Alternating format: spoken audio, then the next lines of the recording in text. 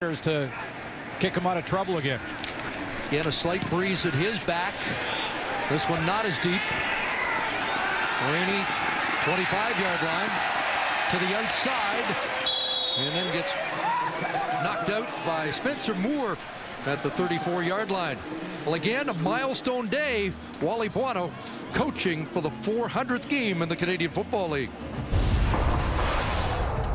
You know, when you reflect back on the CFL and you know what it's meant to me and what it's meant to my family, you start realizing how good this league has been to not only me but people like me who have made a living out of it, who have made a life out of it, and it's been a great way to work.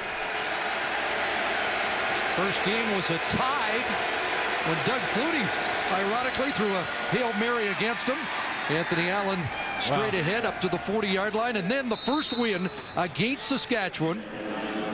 At home in BC. July 19th, 1990. A week later, he came back here to Mosaic and won again, and he's won a lot since. Four-time Coach of the Year, 10 wins or more, 18 times, 17 West Division titles. I mean, wow is the only word. And that's the expression after the first half. Yeah. And in most halves, if I can remember correctly, throughout the years. 2nd and 5, and that ball gets to Nick Moore, who's got the catch, gets tossed back, but Moore's first catch is going to move the chains. They spot it beyond the 45-yard line. Wally, in his 400th game, I'm sure is starting to ponder, and it's not necessarily Jonathan Jennings' fault, but penalties on defense, couple of turnovers, they're behind. Do they start thinking about number 14?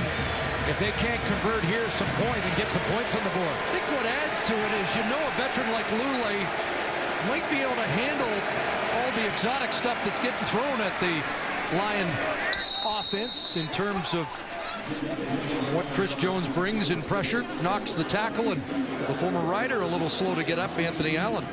Well, it's a good point, Chris, because when you face that kind of style of defense with all the players on the line of scrimmage, lots of pressure, you can have 3 or 4 series where you don't produce anything, and then all of a sudden you make the big play because you get the one-on-ones and you win a one-on-one. 2nd and 7. Here they come again.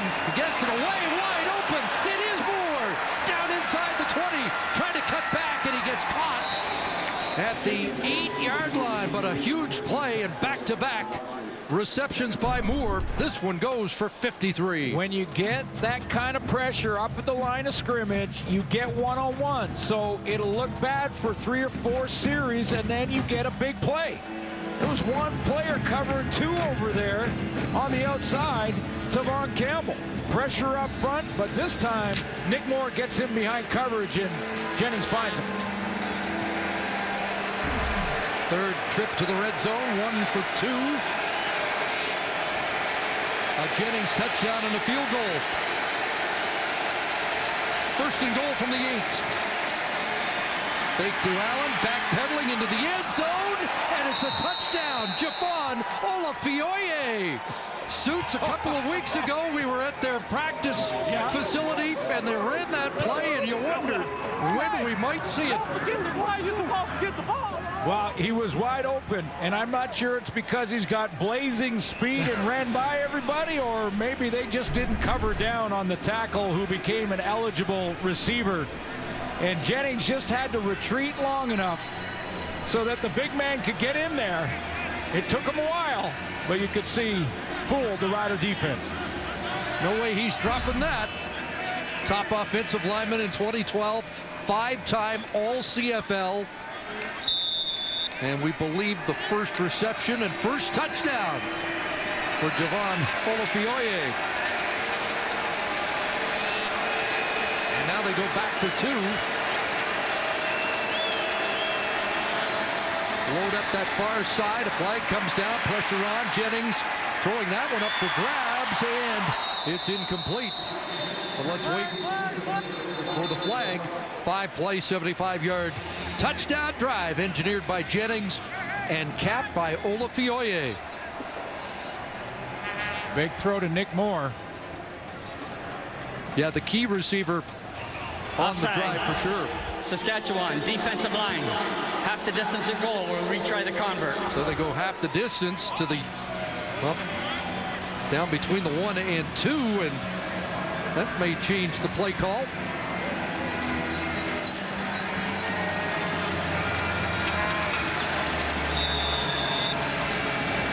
Missed earlier on a 2-point convert. That second attempt bailed out by the penalty.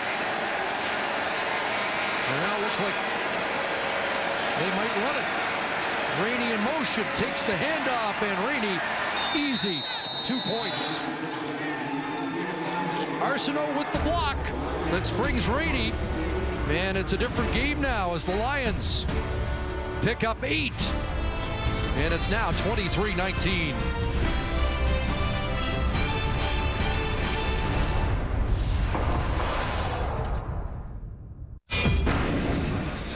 Take a look at the big play in the drive again. Look at, they're outnumbered. The BC Lions have 2 receivers, and just Tavon Campbell there by himself. Now, Chris Jones has occasionally done this when they try to catch an offense, not being able to see out there and see that they've got the guy double teamed. But look at that, 2 wide open receivers. Tavon Campbell was in a bad situation there. Likely a bust in the back end. The Riders have had a couple of these per game. That sets up the Javon Olafioye touchdown. My daughter is our lady. Nice to have you, Mama. First time he's looked into the camera and got a chance to say hi after scoring a touchdown. Big guys don't get to do that very often. He'd like to make it a habit. Leone with the boot, and this one will skip into the arms of Kendall Lawrence.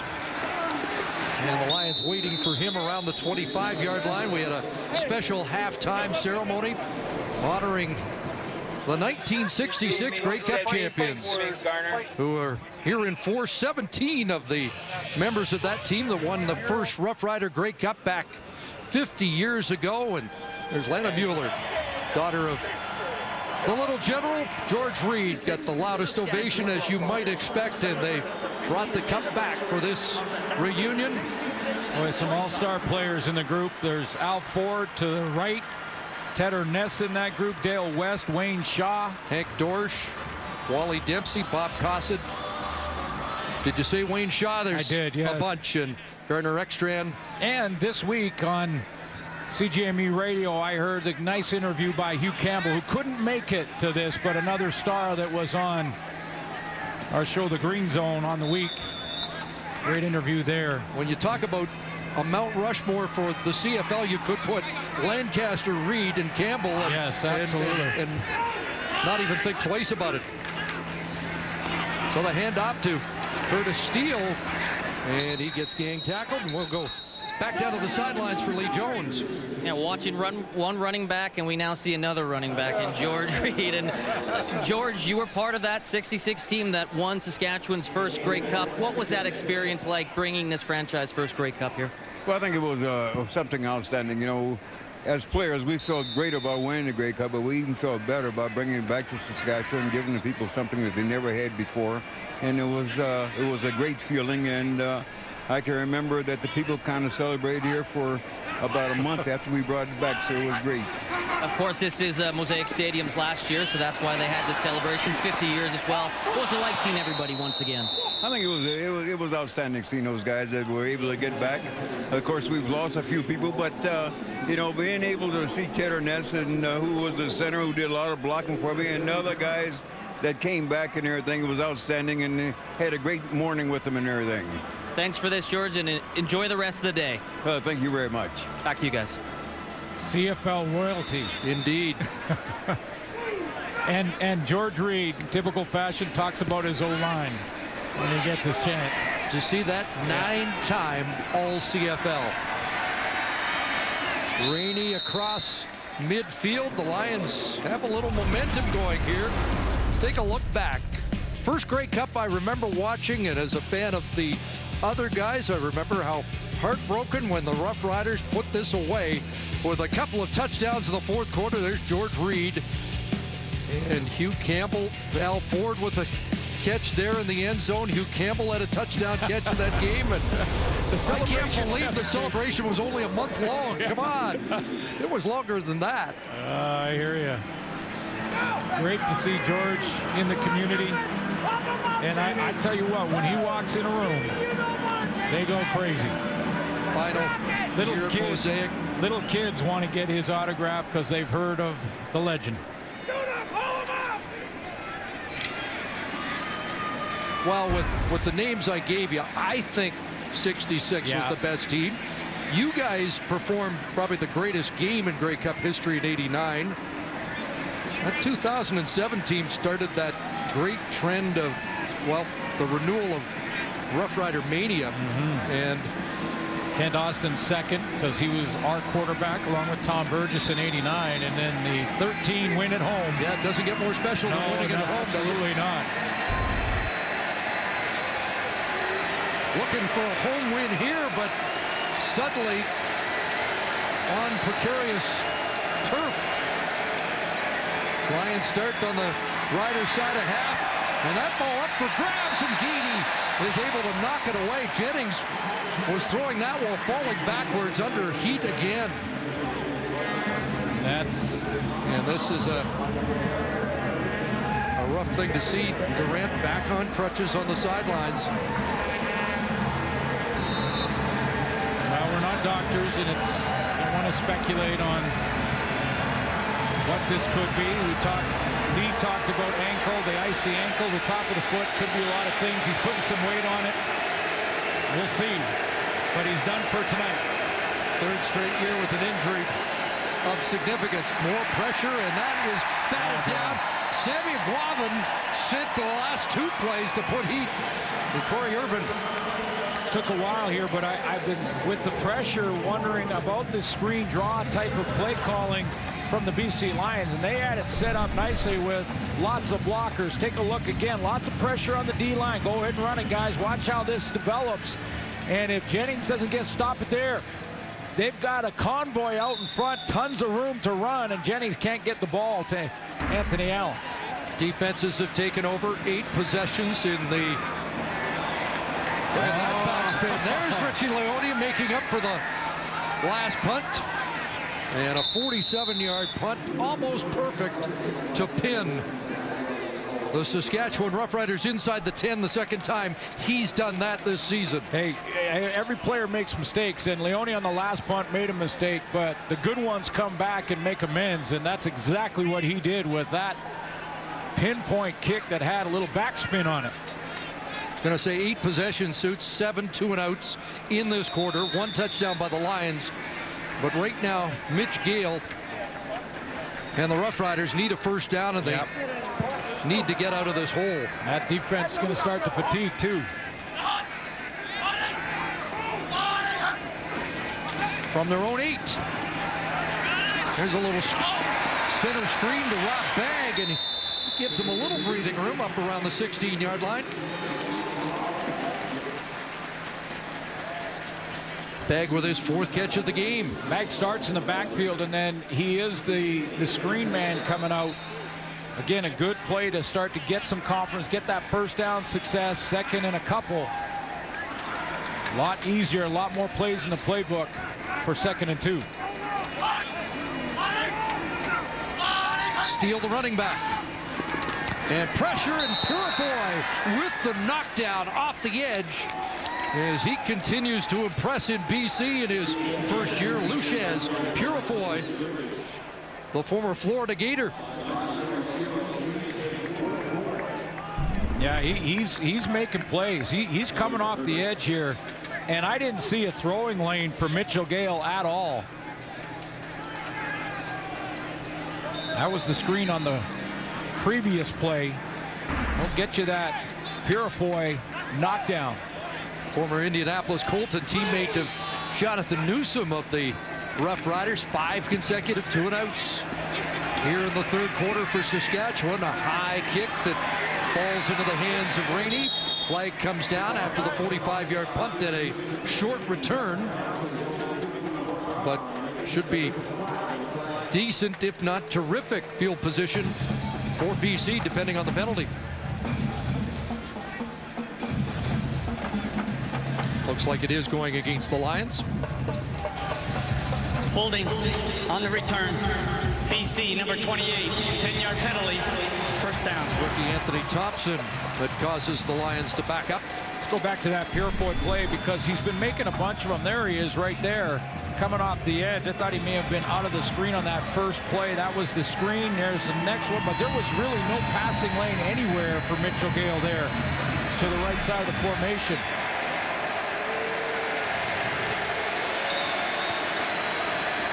Trailed by 13 at the half, now down by 4. Ticking down to the final minute of the third quarter. Jennings back to work and hands it off to Allen. Not much up the middle for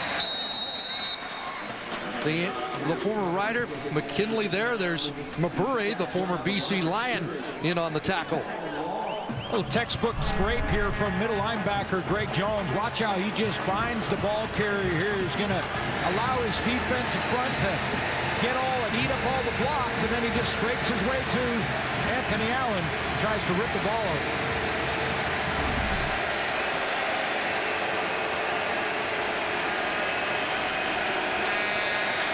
Busy night again for Jones, and it's 2nd and 8. And more pressure. Jennings gets away. Mabure had him wrapped up. A flag is down, and Jennings will run for what would be a first down, depending on this flag. It's coming back, holding against the BC Lions. And that's Mabure wondering how he didn't register the sack. Holding. BC, number 50. 10-yard penalty. Remains second down. As I said, Mabure was working on Kirby Fabian, who got the holding call. Fabian playing for the injured Charles Valancourt. He's right here.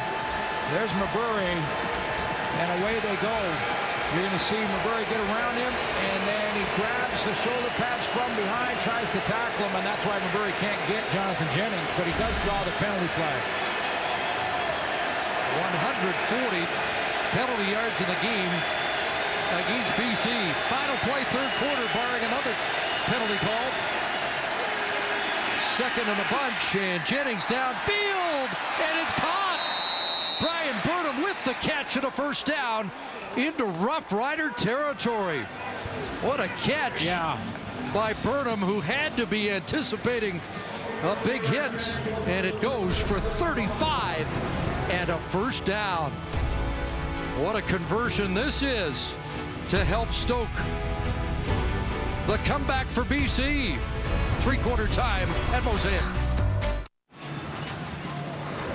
4-point game headed to the fourth quarter. Here are the numbers. Well, almost 150 yards and penalties for the BC Lions. I think Wally Buono in his 400th game probably be happy just down by 4 with that many penalty yards. I mean, they've got to clean that up in a big way. Big defensive quarter for the BC Lions, who put pressure on Mitch Gale, but the biggest play, other than the Olafioye touchdown in a comeback, might be that one by Brian Burnham. What a second down conversion that was for 35 yards. It was. Craig Newman stumbled trying to get to that, and Berman comes up with the big catch. But that drive by Jonathan Jennings when he hit Nick Moore, and then the touchdown to Javon Olafioye that fooled the Rider defense, that drive may have just kept Jonathan Jennings in the game. Buono just got flagged. He tried to challenge something there. And BC is challenging the previous play for roughing the passer, a low hit. We also have ejectional conduct that will be applied against the BC bench. Wow, that must have been one challenge. It may have been how he presented that challenge to the official that drew the extra one.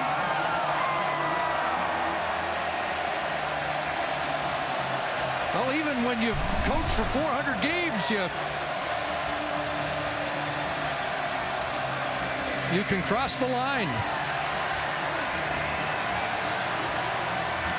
Well, let's take a look at the hit that Wally Buono was upset about first. That's Jonathan Newsom the bottom of your screen. And Wally Buono was upset because he said he went down low, which he does. So that's a penalty for roughing the passer. That's what he wanted to challenge. Similar hit to Brooks on Durant that sidelined Darian Durant from the game. And it may have been Wally Buono talking about that first hit and saying, was that a deliberate payback attempt? Is it possible they throw the flag because he challenged it right at midfield? I mean, well, there has been talk about where coaches stand on the field, and I mean, he was almost in the mosaic paint. Now you're referring to the Duron Carter bump on Rick Campbell, and it's pretty commonplace for coaches to be sort of a yard and a half when they're trying to challenge, maybe get an angle on the replay screens in the stadiums. It's commonplace for them to come out a little bit, and they're warned to stay back off the field. But you're right, Wally Buono was way out on the field to try and get the attention of the officials to challenge that unnecessary roughness on Jonathan Jennings. So he's preached discipline throughout the day. We're sure that was probably a theme at halftime, and hard to imagine this would take long in a challenge review, but it is, and we're wondering why not. Yeah, I'm not sure why. I mean, he's clearly low and below the knees, and it doesn't matter again if you're tripped or pushed or stumble on your own. Any low hit will be called. Here we go. After review, it's been determined by the command center that we have roughing the passer. On Saskatchewan, 0. We have objectionable conduct on BC head coach. We're going to go up 5 yards. It's first down, BC. The veteran head coach had been 0 for 4 in challenges until this game. He wins one, but it's does he mixed win result. I was going to say, do you win it when you get the offsetting? They have the ball in the first down.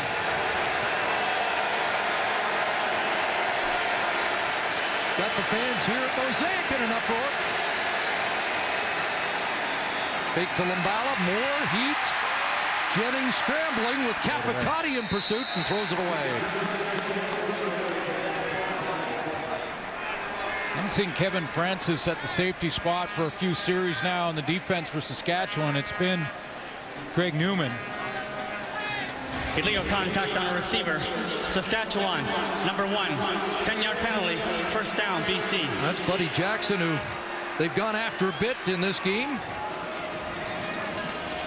He went down in the press position at that corner spot. Now he only has to right about here to jam the receiver, and after that he's got to let him go. And he's running there with Brian Burnham.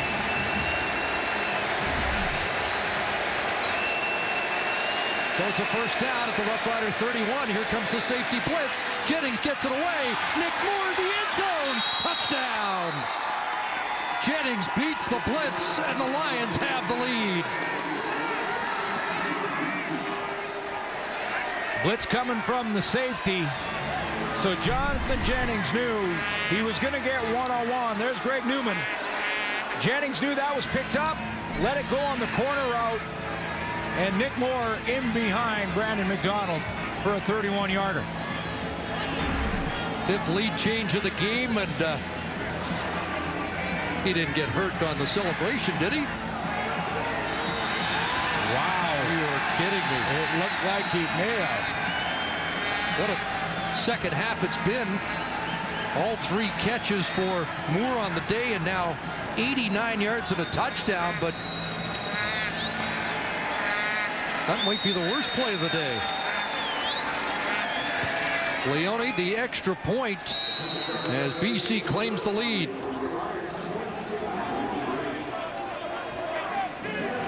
5 plays, 73 yards. The touchdown drive for BC. Brandon McDonald giving Nick Moore all kinds of room here. He's way off, and he's got to be in zero coverage, basically man-to-man with no help in the middle from the safety. Greg Newman had gone on the blitz. Pretty easy route running there for Nick Moore to turn around McDonald. And then it looked like when celebrating afterwards, Nick Moore may have hurt his knee, but John Jennings loves the throw and the catch and the fact that the Lions now have the lead. And then what happened to Nick Moore? He goes, oh, he looked fine. He jumps up. And Landed on the left leg a little bit awkwardly and immediately shook his head. 16 consecutive points for the Lions to take the lead. Jonathan Jennings now over 300, first time this year with 329, and the Roughriders with Kendall Lawrence. Big return, and they needed it. Up around midfield, he'll step out at the Saskatchewan 53-yard line. That's a 48-yard return for Lawrence. That's the first big return of the season for the Saskatchewan Roughriders. Yeah, and first big play by Kendall Lawrence as a rider. And you know, he's not been used a lot offensively this year. And you kind of wonder why, because he is that utility guy. He's like the Swiss Army knife of your offense, can do a lot of things, but he makes a big play.